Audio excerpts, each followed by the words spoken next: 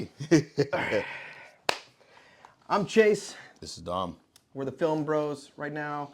Wes is busy. He's not going to be with us tonight, but we still want to talk to you about our take on Peacemaker episode 3. I guess I'll start here Go ahead. with my thoughts, since I've probably been the most emotionally unstable about the whole thing. You definitely like it the least. We'll put it that way. Yeah. So Peacemaker episode 3. It's definitely growing on me a little bit over episodes 1 and 2. Still, I've got concerns about it just being tonally all over the place. Like, I don't really know who Peacemaker was written for.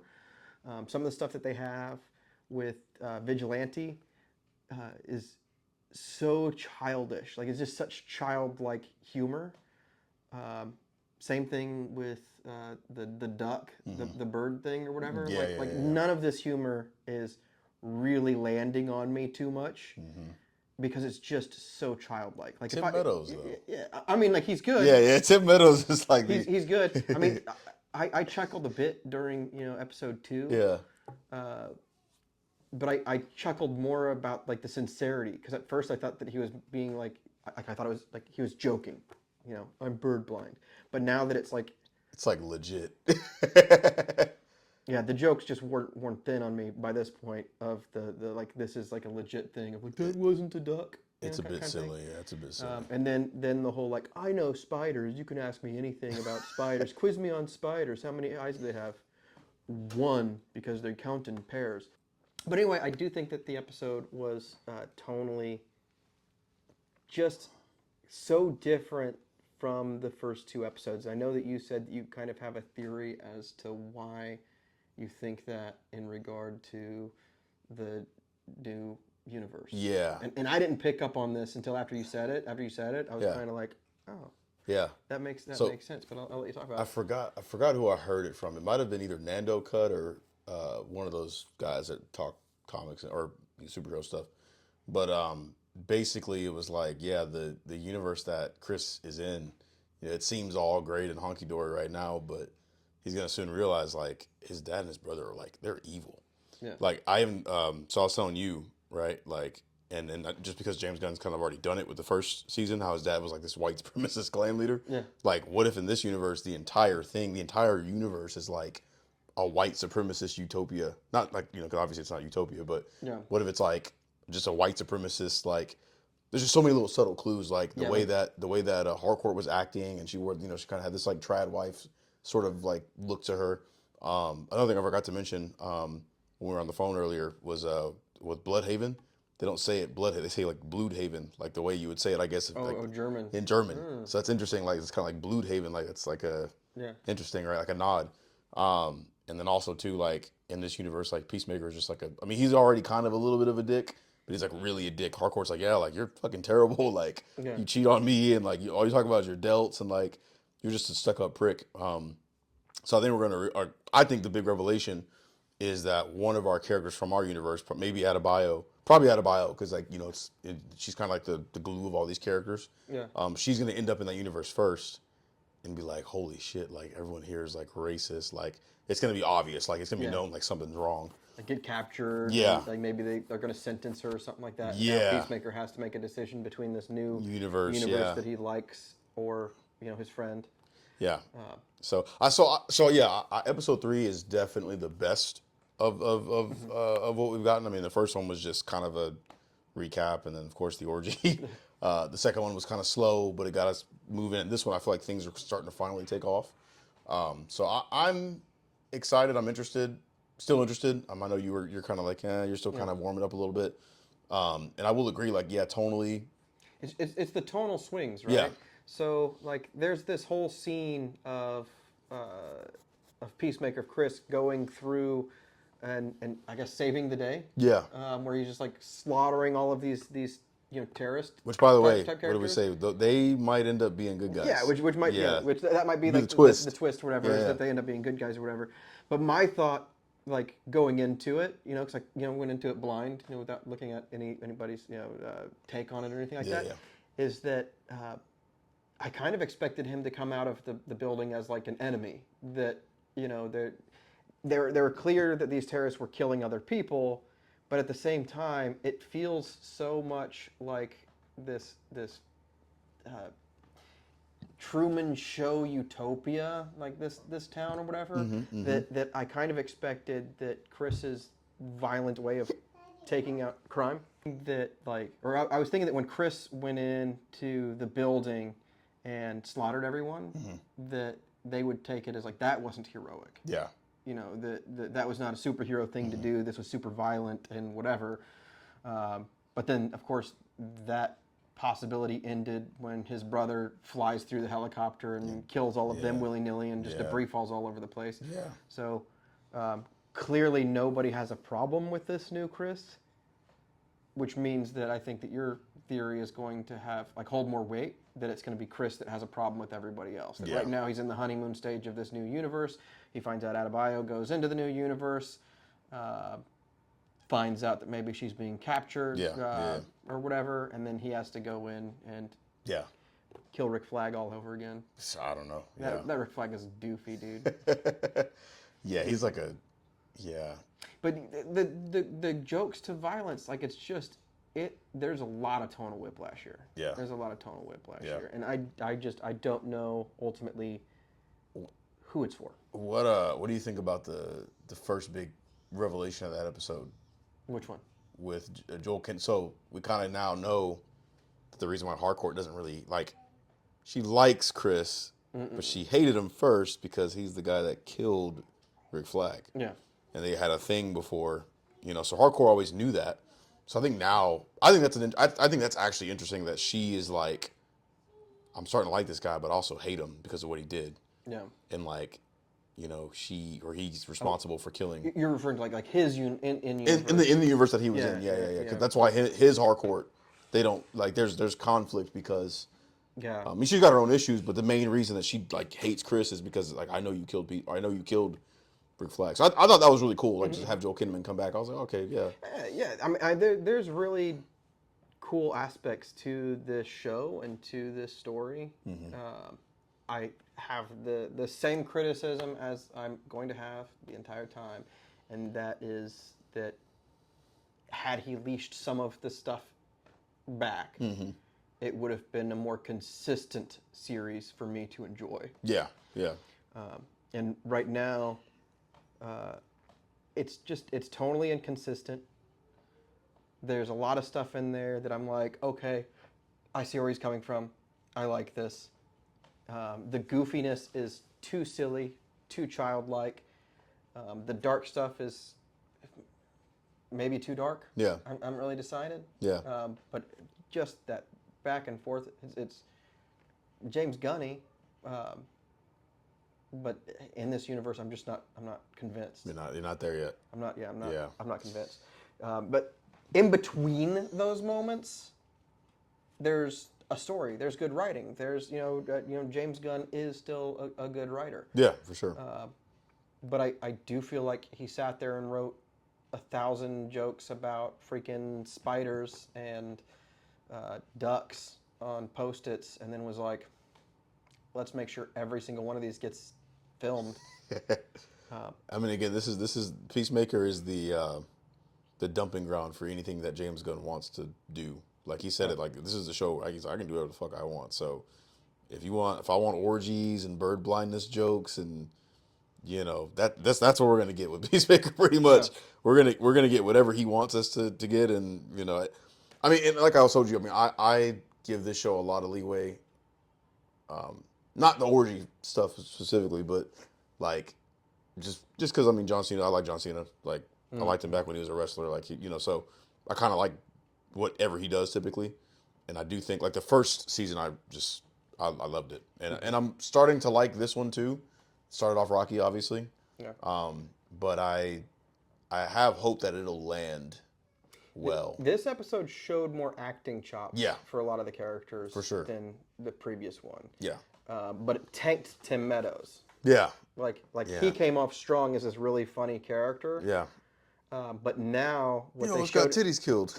But in episode 3, it goes from like him being like this funny, sarcastic character to, oh no, he's just an idiot. Yeah, he's actually kind of dumb. Yeah, he's kind of dumb. And now it's like, I feel like I'm outside of the joke. At one point, I felt like I was in the joke, and now I feel like I've been excluded from the joke. Well, I didn't know. I don't know if you told me or if I heard it, but he used to be a part of Saturday Night Live. Oh, yeah. So I feel like he's playing a Saturday Night Live character in this. Yeah. And it's funny, but like you said, it's almost like now he's just dumb. Like even the I forgot her name, the chick that's working with Flag Senior. Yeah. Like even like just that dynamic. Yeah, she's talking to him like he's a complete idiot because it's like. And the thing is that like I only have so much disbelief to offer. Yeah. That this man would have this job. Yeah. With the things that he says. Yeah. How did he get an education? How did anyone hire him? How does he stay hired? Mm-hmm. Like no one would take someone like this seriously. Right. Yeah. At all.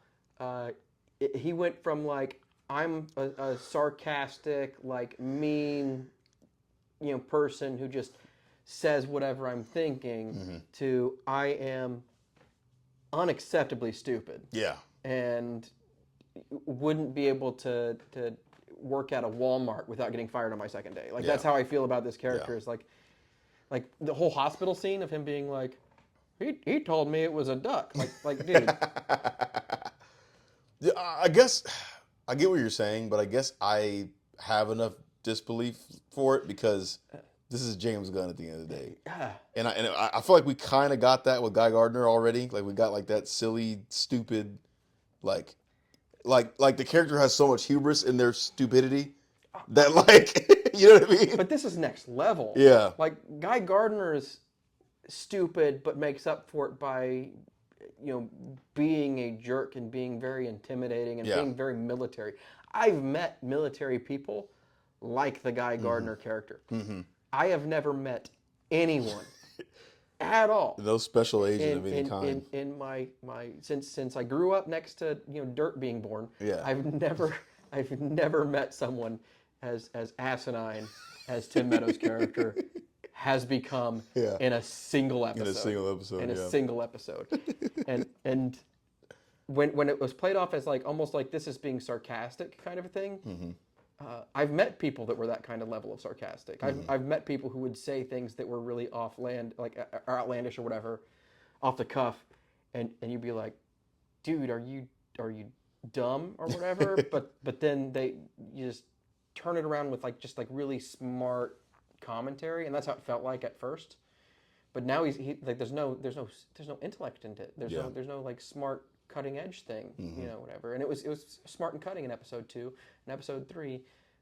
And maybe it's because of how little he was used in it. But I also kind of think that it's the reaction that you're getting from everybody else, and then take that in connection with Vigilante. Mm-hmm. Like, I kind of wish that Vigilante knew some spider facts. Yeah. But like him saying that spiders have 2 eyes is beyond stupid. Like any grade schooler, like in the entire world, would know that that's not true. And so to have 2 stupid entomologists, wannabe ornithologist, wannabe characters that just are just that just stupid. Yeah. Again, like what was I don't know what the writing room was like for James Gunn, that he was just like it seems like one joke, 2 characters. Yeah.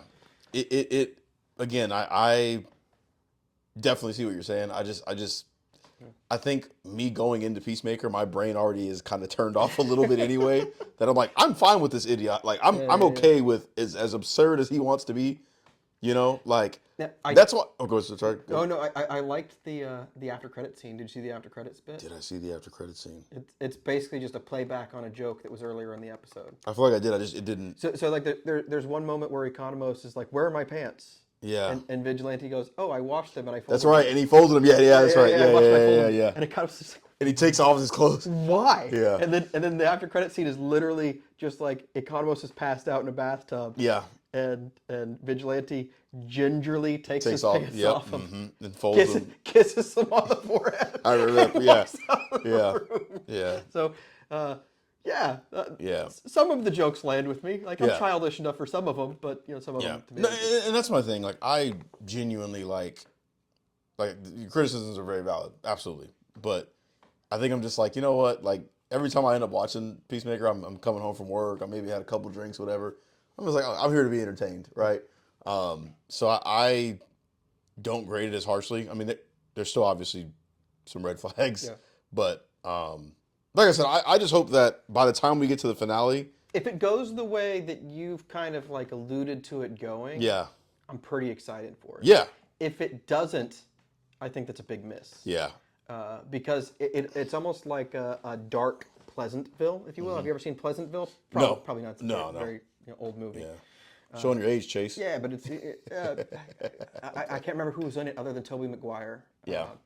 But basically, like these kids get sucked into like a TV universe where everything's black and white and everything's perfect, and then like as they start revealing the imperfections, the world starts getting color added to it. Kind of weird or whatever.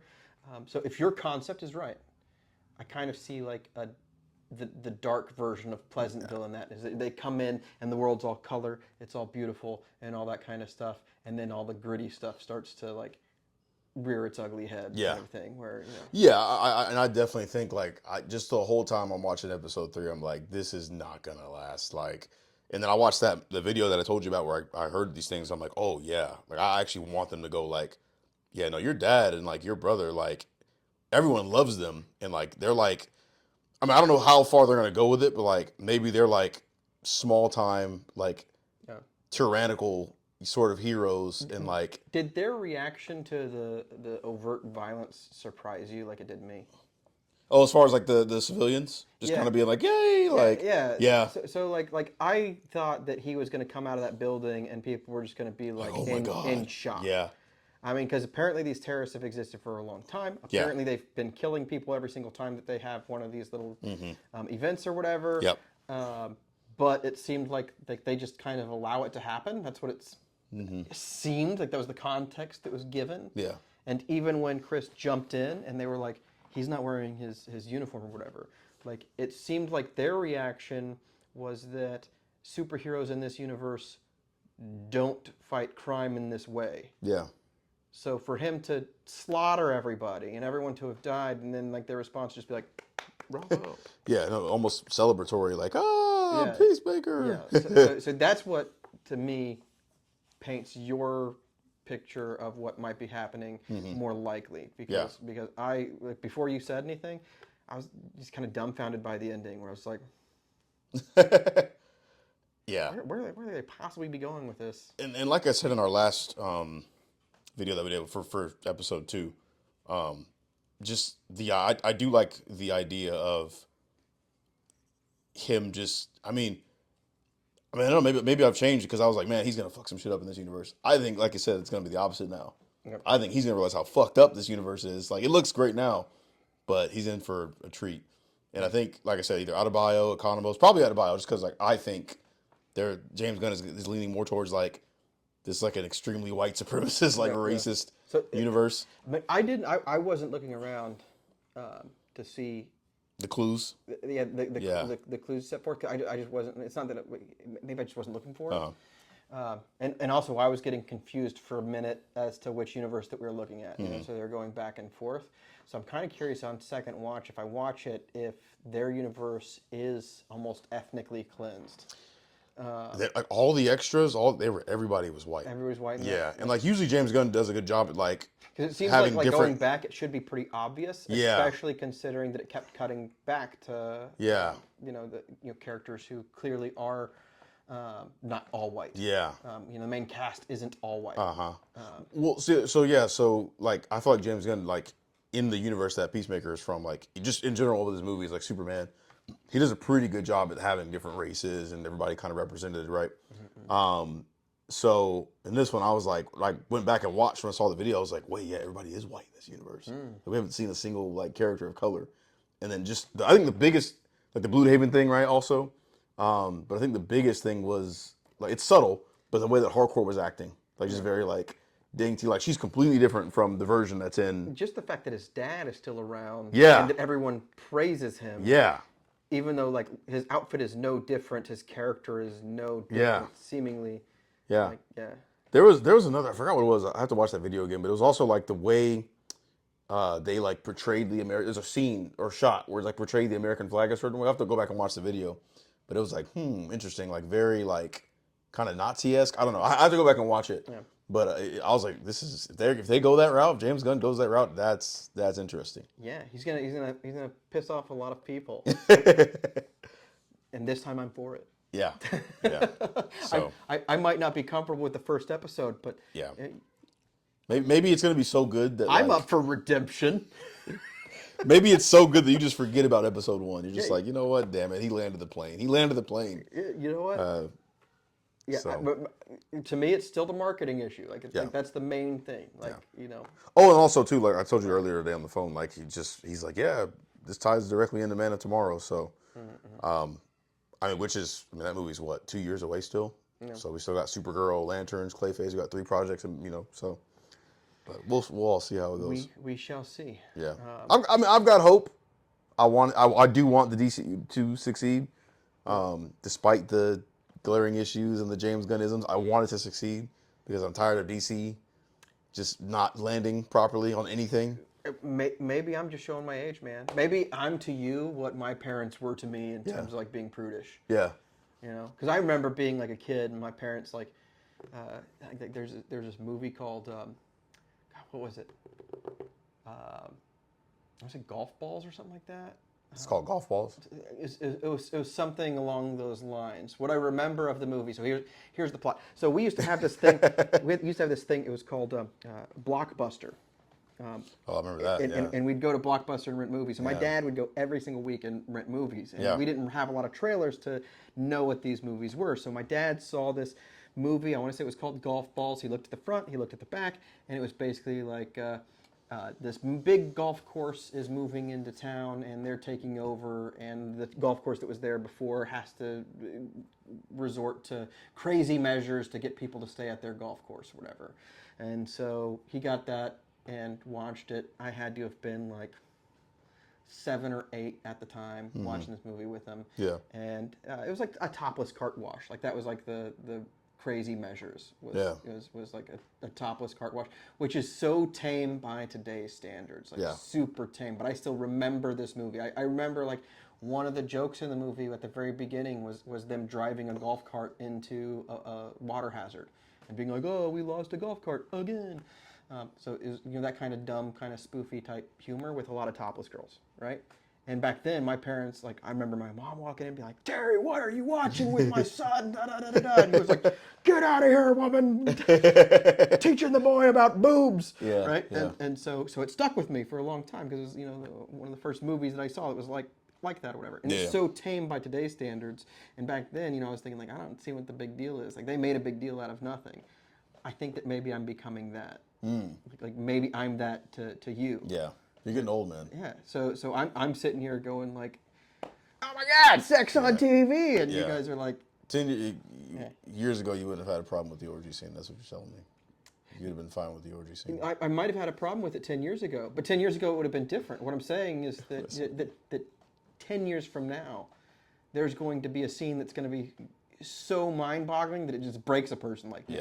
Like where I'll just check myself into an old folks home, and you'll be like, I can't believe that they had that, and some kid's gonna be like, I'm so old. Yeah, what a piece of crap. Orgies are normal now. Yeah. This is just regular TV. Yeah, this is what every show has an orgy. But I mean, I say all that to say, I'm excited. I'm excited to see where it goes. I think the episode 3 is really kicking things off. So that's my final sort of what I'll land on is. You're excited? I'm getting more excited. Yeah. I'm sure Wes is excited. He wishes that he was there. Wes is excited. He said it's